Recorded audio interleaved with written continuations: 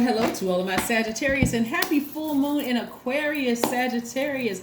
We made it to the other side, the bright side of the moon, Sagittarius. So let's get into it. Let's see what these cards have to say, Sagittarius. Let's see what these cards have to say.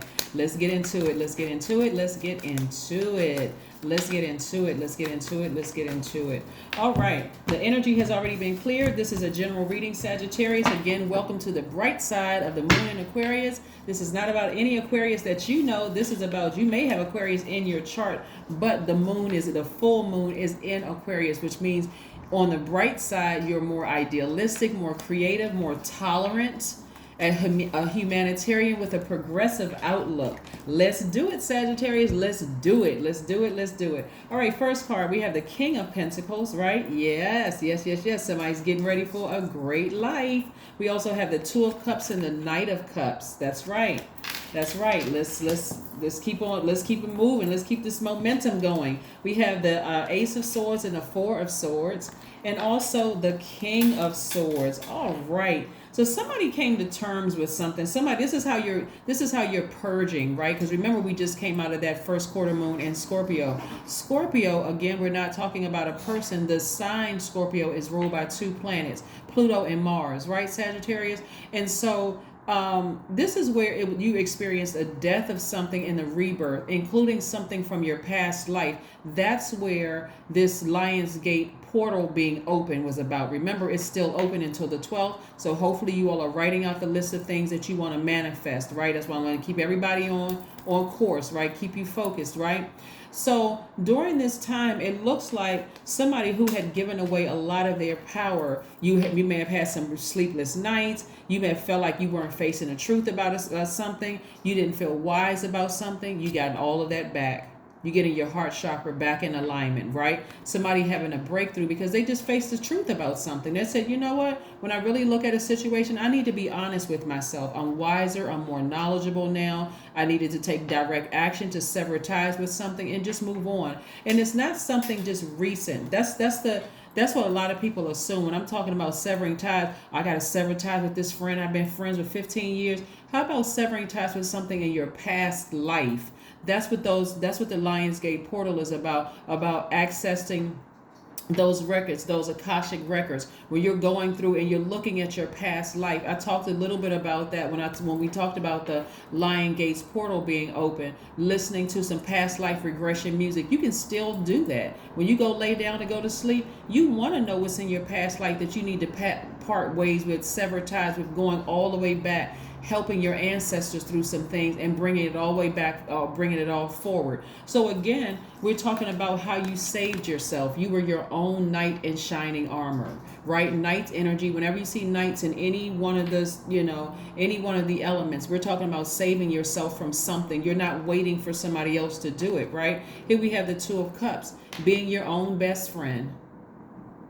What's that song by Beyonce? Me, Myself, and I.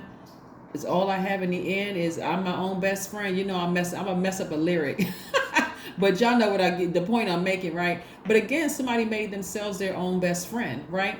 So you making yourself your own best friend, you're not gonna let yourself down, right? You're saying to yourself, hey, if I let somebody into my universe, especially since I'm sitting on my throne and I know clearly exactly what I want, I'm rich in spirit, I'm rich in soul, and I know that wealth is coming my way, financial riches are coming my way. Yeah, I love me, myself, and I. So if I allow you into my universe, are you going to treat me as good as I treat myself? Emotionally, physically? Are you going to try to make me feel powerless, talking down on me, making me feel bad about myself? I don't need that in my universe. I feel quite wealthy with me, myself, and I right now, right? Yes.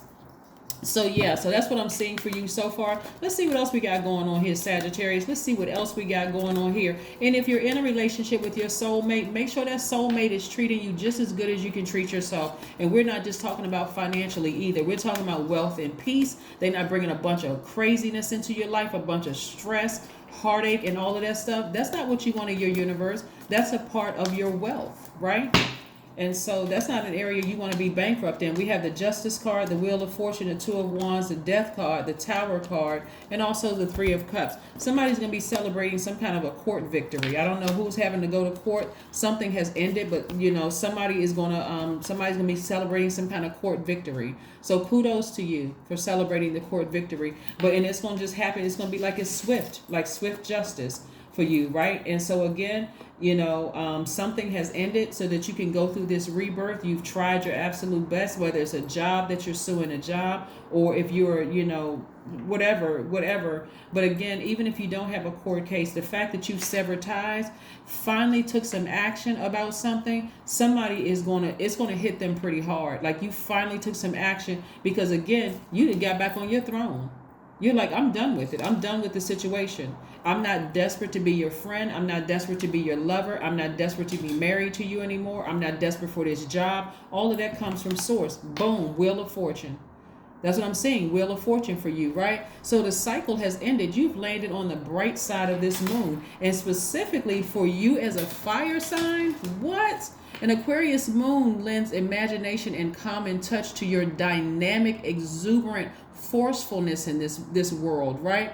And so this is about you being in the public light. Like, this is a time, go out, go dancing, connect with some people. They don't have to be friends. They can just be acquaintances. Go join a Zumba group or learn how to salsa or merengue or bachata. Find something that you're doing where you're in celebratory mode. So somebody's in celebratory mode and they're looking forward. Somebody may be even planning a trip. Like I'm telling you, somebody is in a really good headspace right now after coming out of a death rebirth. So yes, welcome to the other side where it's fun over here on the other side, right? You got your chakras in alignment. Now listen, somebody had somebody's heart chakra and their sacral chakra were out of alignment. You overgave in those areas, right? So when we talk about your sacral chakra and your heart chakra being out of alignment, get some for your sacral chakra, orange carnelian, moonstone is good, coral is good, fire opal, orange calcite, amber is good because you over nurtured and over gave to a situation. And also get that heart chakra in alignment. Aventurine, emerald, jade, rose quartz, pink tourmaline, moldavite are also good. You can go back and you can look all of this up online, but let's keep it rolling. I love it, love it, love it. Let's keep it moving because you got the Wheel of Fortune on your side, Sagittarius. That's what I'm talking about. Get back up on your throne and stop playing yourselves, right? Get your rest. This is the Four of Swords. Get your rest. Somebody's mind may be swirling all around, overthinking something. You don't need to overthink it. You need to start learning how to discipline yourself to prepare yourself for rest.